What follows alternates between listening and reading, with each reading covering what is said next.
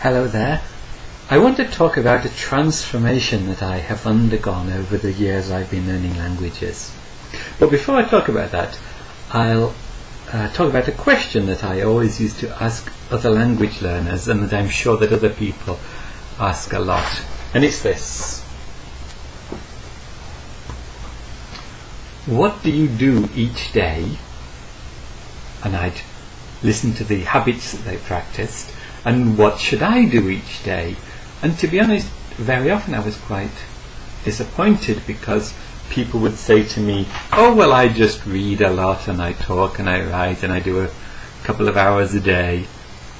And it was never quite specific enough for me. I wanted some real steps that I could follow.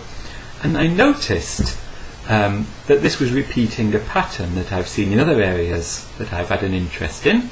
So, for example, even though I'm an unhealthy slob these days, at one point I was seriously into bodybuilding, and I have been and still I'm interested in guitar, and now in language learning. And I always used to, in all of these areas, think, who should I mimic? Let's find some successful person and mimic what they do. And if you look in bodybuilding magazines, for example, they'll have some Mr. Universe champions and they'll tell you, I do 2 hours a day of legs in the gym and I eat all these, protein drinks or whatever. And the magazines give you the workouts that all these super champions do. But what I discovered was I couldn't do those things. My body just wasn't ready for it. And I've subsequently read articles that you can't copy the things that the superstar bodybuilders or athletes or world-class guitar players are doing because you're not in the developmental stage yet to do that. And so I experienced something very similar, as I said, in language learning, that I would try to mimic very successful language learners, and I would often be very frustrated by it because I felt I was doing the things they were doing or things they recommended, and they weren't having quite the startling success that I'd hoped for. So, I plugged away, kept going for a few years, sometimes disappointed with my results.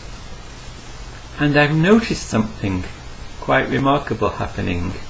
In particular, I would say in the past year or two, that I seem to have undergone a transformation both in the approach I take to languages and it seems intellectually or even physically in my brain something's happened, so that now I have somehow gone through some transformation that means I can do the things that the very accomplished language learners are doing. And let me show you what I mean. I've written this up on one of my boards. So here is my transformation. The things on this side are the things that I used to have to do, and the things on this side are the things that I do now and that I've noticed that a lot of very accomplished language learners do. And I'm beginning to wonder whether you actually have to go through this process before you can mimic them. Let me explain the differences. So, when I started, I had heroism. I had to think, right, this is going to be painful, but I'm going to do it. And it did hurt my brain. Sometimes I'd come away from language learning tired and frustrated. So I'd have to really build up the courage and put in these heroic efforts to make success. I also did a lot of analysis, real concentrated thinking, studying hard in the grammar, looking at the rules, getting a book that held me by the hand through all the logical steps of the language. And the final thing was, I wasn't ever satisfied until it felt like I'd done hard work. I think I once described this to somebody as, if I didn't need to lie down after I'd done a language session, I felt I hadn't worked properly. Now, not by deliberate effort, but over the years I've noticed that I've transformed into having different attitudes and practices. So now, instead of heroism, I rely on persistence. and that is expecting results to come, not on a daily basis, but over a long time, and not giving up hope. And I don't just mean, yes, okay, I've heard people say that. It's now become an internal belief. I just have complete faith, because I've seen it happen now, that if you're persistent, if you stick with it for the long term, even just for a short time each day, you will get the results. The second is that analysis may be good for people who are professional linguists who are analysing a language, but we all know of cases where somebody knows the grammar very well, can tell you obscure aspects of the language, but can't actually use the language. And now I rely much more on absorption. That's not caring that I don't understand everything, just letting it come in and picking up bits, and my brain somehow fits it all together over time. So I get less caught up in details and more with immersing myself in the language. And the final thing is the difference between hard work and working hard. So hard work is the kind of stuff where it leaves you exhausted at the end and you think, my God, that was so difficult. Working hard, though, means that the actual work itself doesn't have to be that strenuous, but you put effort into it over a long time. So, for example, instead of studying grammar books that I barely understood, now I might read a magazine article or listen to an audio recording that I can almost understand, but not necessarily, but I'll listen to it several times and rely on the repetition and the fact that it's being absorbed to give me the results. I'm plugging away for a very long time to see those results actually slowly bubbling up. Somebody actually once said, I have a PhD in maths and computer science, and somebody once said to me, the way to get a PhD is to write one paragraph at a time. My finished document was more than 300 pages long, and that's just incredibly overwhelming to think of. But when I just started writing a paragraph at a time, and even if the paragraphs weren't relevant to each other, over time it all comes together. And that I've found happens in many areas, same with learning guitar and so on. These are ways to master something that I think don't just apply to language learning, they apply in other areas too. So there's been this process going on.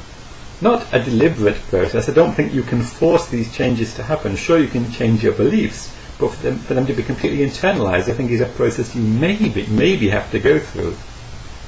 So this now leads me to speaking to people who are very experienced language learners.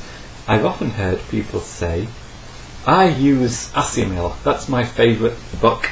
Well, when I was learning French originally in the late 1980s, I had the Asimil French book, and I thought, I'm not learning anything, I don't understand it, where are the actual details? And I went through the book for several months and felt very frustrated, and so I moved to something more like a teach yourself book, which is doing a lot of hand-holding and takes the analysis and hard work and focusing on the rules kind of approach rather than the approach on this side. And I think it was necessary. I think I wasn't ready for books like Asimil, but now I am. Now I don't actually like books like Teach Yourself because I associate them with this side, whereas now when I see content-heavy books rather than theory-heavy books, say Asimil, which is very much based on immersion, I associate it with this side, which is the stage my brain seems to have moved on to. And when I say brain moved on to, there's been, yes, an attitude change, but there also seems to have been some kind of physical change in my brain. I know this sounds pretty bizarre, but I noticed that several years ago when I was studying languages, it seemed to be a deep concentration coming from somewhere down in here, like I'm solving mathematical puzzles. And I found it painful. Whereas now, it seems to be high up in my brain and covering a large area, and gives me these pleasurable tingles. I don't know why, but these pleasurable tingles change the experience from being hard work to being something I enjoy. At the end of a language session, I no longer need to lie down. I feel alive. It's the most energizing thing that you can imagine. And so, Do not lose hope, do not despair if you're new to languages and you're experiencing frustrations and think, I wish I found it as easy as other people, I wish I found it as pleasurable as other people. I believe that that will come in time. You may have to go through a painful process for a while. I don't know how long it will take for each person. For me it took several years of gradual transformation, so that now it's not hard work, it's not unpleasant, it's not deep concentration, it's a pleasurable immersion that you just want to keep going with. So I'm just going to leave it there, and I'll hopefully be making more videos again now, after some pause of not making any. Thank you for your time. Bye bye.